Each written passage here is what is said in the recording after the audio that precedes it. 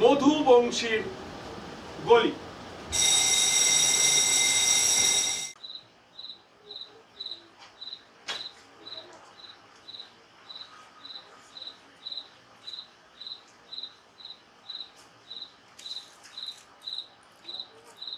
তোমারই প্রেরণা পেয়েছি, বারে বারে আনন্দে গিয়েছি, নিরঙ্কুশ জীবনের কলনাদে ভরেছে অম্বর। 25 নম্বর মধুবংশীর গলি, তোমাকেই আমি বলি, রৌদ্রস্নাত খাটুনির পর সমস্ত দিন মেরুদণ্ডহীন মানুষগুলিকে সম্মান করে, ঘৃণা করে আর হিংসা করে নগ্ন নগণ্য সন্ধ্যাকে বা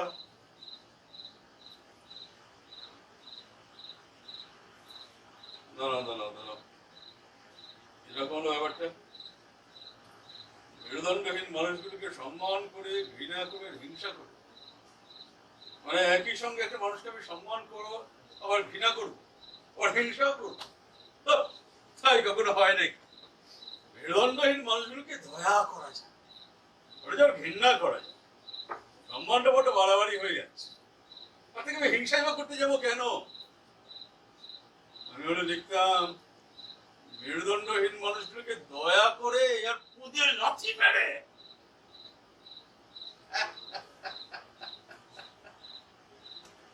মেরুদণ্ডহীন মানুষের হাতে যদি শাসনদণ্ড থাকে, তাহলে তো তুমি তার সামনে দণ্ডবধ হতে বাধ্য কবি। আচ্ছা আচ্ছা, মেরুদণ্ড মানে কি? মেরুদণ্ড বলতে আমি যা বুঝি, ভিন্ন কি তাই বুঝি? দেখি দেখি ম্যাডাম, দৌড় আমার সাথে থেকে থেকে বুদ্ধি কথাটা পাকড়ি যাচাই করা দরকার, মানে একটা ইউনিক টেস্ট আর কি। স্যার স্যার, তুমি কি ঘরে ঢুকলে কি করে? স্যার দরজা দিয়ে। দরজা দিয়ে? দরজা তো বন্ধ ছিল। স্যার ভেজানো ছিল। রেনোকে কতবার বলেছি দরজা সবসময় খিল দিয়ে রাখবি, আমি একটা মানুষ বলি, ও যেন কথা কানেই যায়। স্যার ভেনু তো বাড়িতে নেই, ও দরজায় খিল দেবে কি করে? রেনো বাড়িতে তুই জানে কি করে? স্যার তুই চাও না? স্যার দিতে চাই। দিতে চাও? কি দিতে চাও? স্যার পরিষেবা। এছাড়া তুমি কি বলছো বলো তো? তুমি কে করতে আসছো? স্যার আমাকে ভানুপ্রসাদ সিংহ পাঠিয়েছে। ভানুপ্রসাদ সিংহ? নামটা বোধহয় শুনেছি বলে মনে হচ্ছে, ঠিক মনে করতে পারছি না। যখন আপনার শিরদাঁড়া থেকে ঠান্ডা স্রোত বয়ে যায়, তখন আপনার মনে হয় না স্যার আপনার মেরুদণ্ড নেই, ওটা থাকার ভীষণ প্রয়োজন ছিল? হ্যাঁ হ্যাঁ হ্যাঁ, ঠিক ঠিক বলেছো, ঠিকই বলেছো। এই যে বলে মেরুদণ্ড সম্পর্কে তোমার কোনো ধারণা নেই, আমি তো বেশ বুঝলাম। বুঝলেন স্যার? এই যে আমার শিরায় শিরায় চেতনা মত্ত ক্রীড়ায়, বুঝে না কোন বেদনে মরি আমি কিসের পীড়ায়। এই যে আমার শিরদাঁড়াতে ভাজে ভাজে লজ্জা জমে, যত চাই তুলতে মাথা আমাকে গড়তে। সেদিন ছিল স্যার শনিবার। কি একটা কারণে আমি সেদিন স্কুল যাইনি। রাত 8টা সাড়ে 8টা নাগাদ সৌম্য আমাদের বাড়িতে এসে আমাকে ডাকে, ডেকে ওখানকার এক লোকাল হাসপাতালে নিয়ে যায়। হাসপাতালে পৌঁছে দেখি একটা শরীর পড়ে আছে বেডে, ক্ষত বিক্ষত শরীর, বাক শক্তিহীন। শরীরে প্রাণ আছে, কিন্তু কিন্তু প্রাণে জোর নেই। শরীরটা ভালো করে লক্ষ্য করে দেখি, ওটা শুধু শরীর নয় স্যার, ওটা তানিয়া। অ্যাক্সিডেন্ট? না না না স্যার, অ্যাক্সিডেন্ট। সেদিন কি একটা কারণে ও স্কুলে থেকে গিয়েছিল। স্কুল থেকে যখন বেরোয় তখন প্রায় বিকেল 5টা। সবাই চলে গিয়েছে, শুধু 2-1 স্যার ছাড়া। শীতের বিকেল, তাড়াতাড়ি সূর্যি ডোবে। সেই সুযোগে নিঃসঙ্গ তানিয়াকে একলা পেয়ে কয়েকটা জানোয়ার তার শরীরটাকে ছিঁড়ে। কি হলো স্যার? আপনি ঠিক আছেন তো?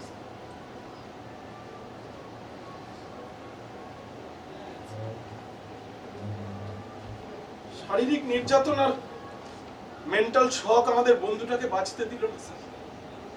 পরদিন বিকেলেই তানিয়া মারা গেল। কিন্তু যাওয়ার আগে ওর চোখ থেকে আমাকে যেন কিছু বলতে চাইছিল। ঠিক ঠিক কি বলতে চাইছিল বলুন তো স্যার? কি বলতে চাইছিল? না না, স্পষ্ট বুঝিনি।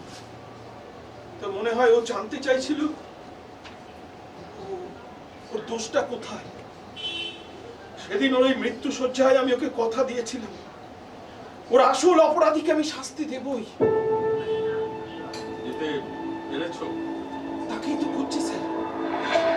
পুলিশ তাদের খোঁজ পায়নি? না না, পুলিশ তো খুঁজছিল মাটির ওপরে গাছের ডালপালাগুলোকে। আর আমি খুঁজছি মাটির নিচে যে শিকড় গিয়েছে গভীরে, যে শিকড়ের জোরে সেই গাছটা ডালপালা মেলতে পেরেছিল। মানে একজন একজন প্রত্যক্ষদর্শী, যারা একটু সাহস হয়তো তানিয়ার আত্মাকে শান্তি দিতে পারত। ওদের বাড়ি কোথায়? স্যার ওদের বাড়ি কোথায়? স্যার ভেনু আমার বন্ধু স্যার। ওর নাম কি? ইন্দ্রাশিস রায়। স্যার আমি রান্নাটা চাপিয়ে দিয়ে আসি, দেরি হয়ে যাচ্ছে। রান্নাটা চাপিয়ে চিনেছি যদিও, আরো অনেককে চিনেছি এবার। অজ্ঞাতবাসের কঠিন আস্তরণ ভেদ করে বুঝেছি এবার। দৈপায়ন হ্রদে ডোবা ভগ্ন যেন মন। তোমাকে দেখেছি বারবার শহরে দুর্যোধন, লালসার যত গৃহে বস্যীভূত তোমার চক্রান্ত। অর্জুন অর্জুন শুধু অর্জুন অর্জুন যে লক্ষ লক্ষ জনগণ মন। দর্দণ্ড কাণ্ডিত তাই অতি প্রয়োজন। অন্যরা ছিন্ন করো ক্লিব ছদ্মসঞ্চর ব্যাসন, বিদ্রোহে সমীবৃক্ষে সভ্যসাচী অস্ত্র হদিয়ার। গুণগ্রস্ত হয়ে যুগ মৃত্যু জড়ে তবে হারে হারে, রক্ত সূর্যের অস্ত পশ্চিমের ইন্দ্রাশিস চুপ করো। নিজের মেয়ে হলে কি করতেন স্যার? ইন্দ্রাশিস চুপ করো। কোহেলি আমার বন্ধু ছিল স্যার। তার সেদিনের সেই চোখ আমাকে আজও প্রশ্ন করে স্যার, আপনাকে করে না। ইন্দ্রাশিস বলে না কেন? আপনি কোহেলির আসল অপরাধী স্যার। আপনি তাকে হত্যা করেছেন। একেবারে ব্যর্থ নবী, একেবারে ব্যর্থ নবী। সারাটা জীবন ধরে আমি অন্তত একজন মানুষ তৈরি করতে পেরেছি, একজন মানুষ। আজ 10ই অক্টোবর, আজ কুড়ির জন্মদিন। আজ আমি তোমার মধ্যে আমার সার্থকতা আবিষ্কার করলাম। আমার আদর্শ মিথ্যা নয়, আমার নীতি মিথ্যা নয়। তুমি তার ধারক। তুই আমার সেই সত্যিকারের মানুষ ইন্দ্রাশী, সত্যিকারের মানুষ। তারপর অবকাশ, রাত্রি উঠে আসবে গাঢ়নি, স্তব্ধ জানা পৃথিবীর নীড়ে আসবে নেমে সুস্থ কামনার স্বপ্নতীর। প্রতিদিনের জ্বলন্ত অস্ত্রের পর, ক্রমবিরতির পর, তারপর সুস্থ মুক্ত অনর্গল প্রাণ সঙ্গিনীদের নিয়ে আদিশ্য প্রাণ নৃত্যের আসরে জমবে ভালো, জমবে তখন মধুবংশীর গলি পত্র ইনাদে তোমাকেও ডেকে বলি।